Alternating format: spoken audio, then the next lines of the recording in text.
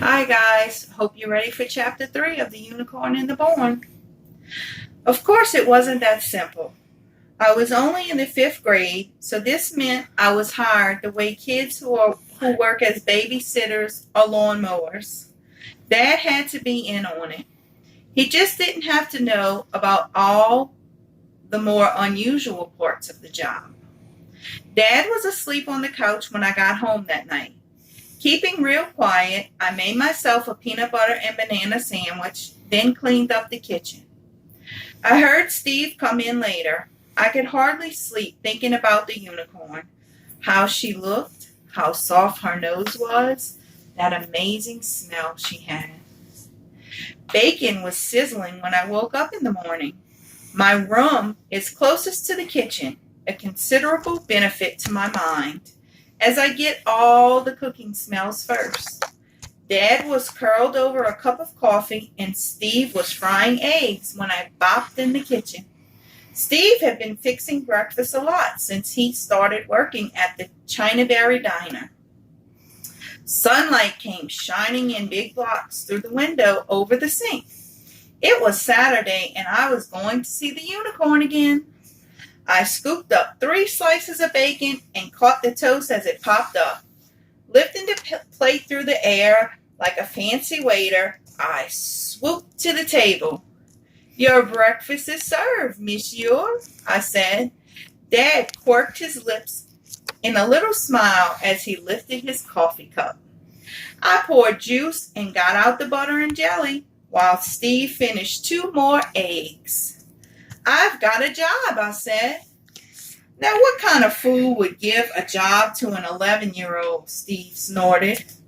"Dr. Brankuski wants me to help out with her veterinary practice, just easy stuff like getting water and food for the animals, maybe doing some yard work," I told him. "It's only a couple of hours a day. I can do it after school and on weekends," she said. She said she'd pay me. Dad clunked down his coffee mug. "Doctor who?" "Dr. Brankuski. You know, the lady who bought the farmhouse." "That's what I thought you said." Dad leaned his back in his chair, giving me a hard look. "You want to work for that woman?" Dad's lips were in a tight line. Maybe I should have waited until after breakfast to bring this up. I was suddenly scared he might say no. "She's got a daughter about my age who already helps out. She's got a treatment room in the house with all sorts of cool stuff and sick animals and everything. Bad enough we had to sell the farmhouse, and now this lady is passing out jobs to kids.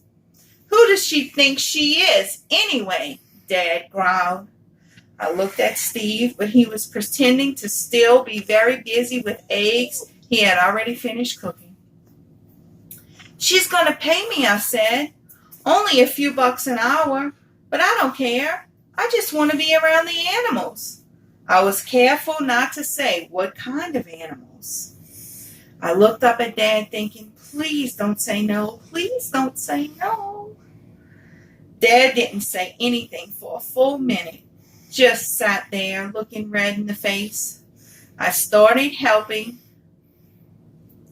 Pop-Pop chop up tobacco when I was 8, Steve said. I shot him a grateful look. I didn't want to, but he said a little hard work never hurt anyone. Even a knucklehead here can't screw up cleaning out a cage or filling a water dish. Hump. Guess you're right about that, Dad said. You really want to do this? Yes, sir, I really do, I nodded, and I gave him my best good boy face. Dad leaned back and shook his head, looking at Steve, not me. All right, then, after you finish the dishes, we'll go talk to this lady vet of yours. I could have hugged him, but Harper men really aren't big on hugs. We are big on breakfast, so we went back to eating. Maybe I'd take a treat for the unicorn. Since she resembled a horse, she'd probably like apples or carrots like horses do. I heard of feeding horses lumps of sugar, but we didn't buy sugar cubes, just bags. I could get some cubes when I got paid. I mopped up the egg yolk with the last bit of my toast, then carried my dishes to the sink. That's one of my main chores, washing dishes, ever since the dishwasher broke and flooded the kitchen.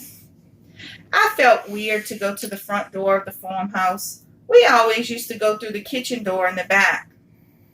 Some of Grandma's rose bushes had been moved to the far side of the steps to make room for a new ramp going up the porch.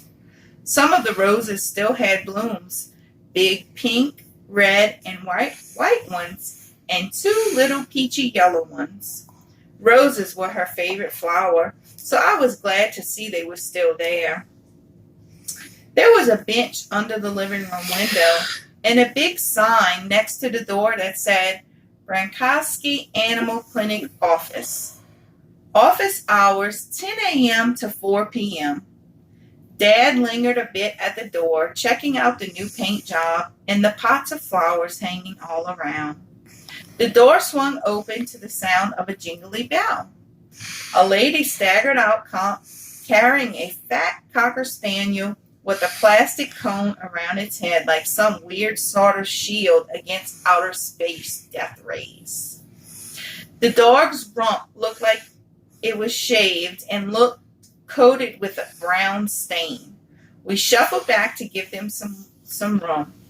Whoops, cried the lady. Excuse us, got to get my baby back home. The dog wagged its stumpy little tail and squirmed to get down. Dad held the screen door until they were safely past and then motioned for me to go on in. The living room sure had changed. The carpets were gone, and now the floors were just bare wood. Instead of easy chairs and a couch, there were plastic chairs and 2 wooden benches to sit on. A bird cage holding a rumpled parakeet rested on one of the benches next to an old man. The house smelled funny too, like wet dogs and Clorox. We sat on the other bench in front of the window. Dad pulled a Salem out of his shirt pocket. He flipped out his lighter, holding the flame to the end of a cigarette and drawing in the smoke. A flick of his wrist flipped the top back on the lighter, and then he tucked it in his pocket. It was a Zippo that had belonged to Papa. The old man with the bird gave us a mean look. Dad whispered, I don't think you're supposed to smoke in here. I don't see any no smoking sign, he said. I don't see any ashtrays either, I pointed out. Besides, those things are bad for you. He gave me one of those looks, so I just shut up. We waited for a while, Dad cupping the cigarette in his left hand like a big wind might come along and blow it out. The old man kept giving us the evil eye, but Dad ignored him and kept smoking. Chinaberry Creek is a small town and never had a vet before. Most folks had to go over to Concord or Charlotte to get their animals treated. I wonder how much work there really would be for me to do. Allegra came busting in through the dining room door yelling, No smoking in the clinic! She thrust a trash can in Dad's face, then caught sight of me. Oh, it's you, she said. I'm sorry, but you can't smoke in here. It's bad for the patients. Dad studied her for a second, then tossed the cigarette into the can. He crossed his arms and waited. Allegra looked flustered. I jumped in to explain. Dad, this is Allegra, the girl I told you about. This was not off to a good start. The vet walked up. You must be Eric's father, she said, smiling and holding out her hand. Dad stood up and said, Yes, ma'am. He didn't shake her hand, though. She looked a bit flustered, too. I could see how Allegra favored her. Come back into the kitchen and we'll talk. Allegra, why don't you take Eric out to the barn? Dad shot me his "you better behave yourself if you know what's good for you" look. I gave him my best smile and followed Allegra out. "Hey, wait up," I called. She had already rounded the side of the house before I got off the porch. There was a new fence with a gate across the driveway and a sign that said "Private, do not enter." The Brankowskis sure were fond of signs. I hopped over the fence and caught up to Allegra at the barn door. "How's the unicorn doing?" "Shh," she hissed. "Don't talk about her outside. Someone might hear you." "Who, the squirrels?" I snorted. She slid the door open and jerked me inside. There was a big pile of wood shavings in the first stall. It was taller than my head. The other stalls were empty. No unicorn. "Here," Allegra tossed a shovel at me. "You can start by mucking out the stall. Put it in the wheelbarrow and then dump it on the manure pile at the far side of the paddock." "What?" "Muck out the stall, scoop up the dirty bedding," she said, forcing the shovel into my hand like cleaning out a cat box. Suddenly, I got the picture. It wasn't pretty. "You want me to pick up unicorn poop?" I asked, just to make sure. "Well, duh," she said. She rolled the wheelbarrow out of a corner and parked it in front of the middle stall. "The stall has to be cleaned twice a day. Basic hygiene is the foundation of the practice of medicine," she went on. "Just wait until we have to sterilize a space." When I had watched Allegra help her mother doctor the unicorn, I thought maybe she wasn't so bad after all. Wrong. I trudged over to the unicorn stall. Next to the wall was a big pile of dark brown lumps, and a little further back, a wet clump of wood shavings. A sour stink came from the bedding, nothing like the flowery unicorn smell from the night before. That's all there was to see, a smelly bunch of unicorn poop. "Where is she?" I demanded. My throat tightened with disappointment. I felt tricked, like the time Larry Aycock switched lunch bags and stuck me with his old nasty liver mush sandwich. They didn't need my help. They just wanted a pooper scooper. "Probably down by the creek," Allegra replied. "She can bear some weight on that hoof now that the iron's been removed. The exercise will be good for her."